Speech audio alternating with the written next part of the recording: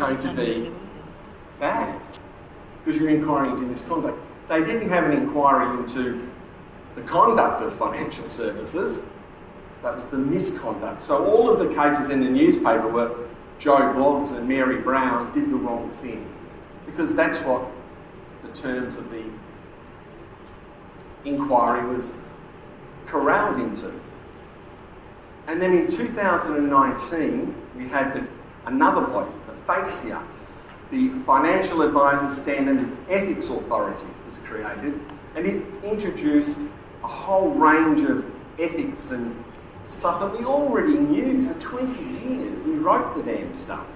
We submitted it, and then they turned it into legislation and then scared the hell out of advisors who would try to come into the industry because there were civil penalties now. So it was a little bit of an overkill. The pendulum had swung too far. I was on an airplane flying to a speech somewhere in the States, and as I sat down in my seat, I noticed that the man seated next to me was literally reading a book that I had finished the night before, so naturally I interrupted him.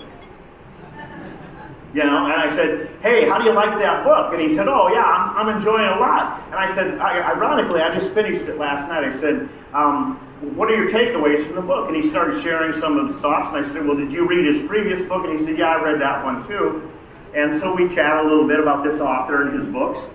And then I said, "Well, hey, if you don't mind me asking, what do you do for a living?" "Oh," he said, I'm the founder and CEO of such and such a manufacturing firm," and he even mentioned the market cap, 2.2 billion, which I thought was kind of odd, right? He had to let me know what it was worth. But he was seated first class, so I guess, you know, goes with the territory.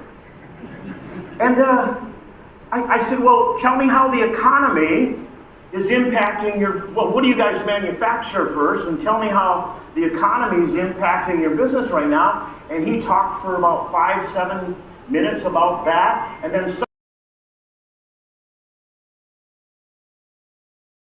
men on the panels or as moderators, as I think women are entering that space. I am here today, but still I think a lot needs to be done. You're not in the audience.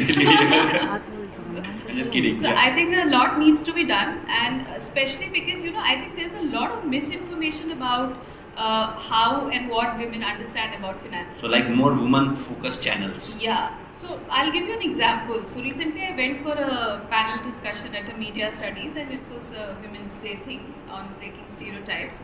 And one of the first questions that came to me was that you are a woman, how come you are in finances? How do you find yourself in finances? So I know this is, all of us have heard this, but it just keeps coming back to you.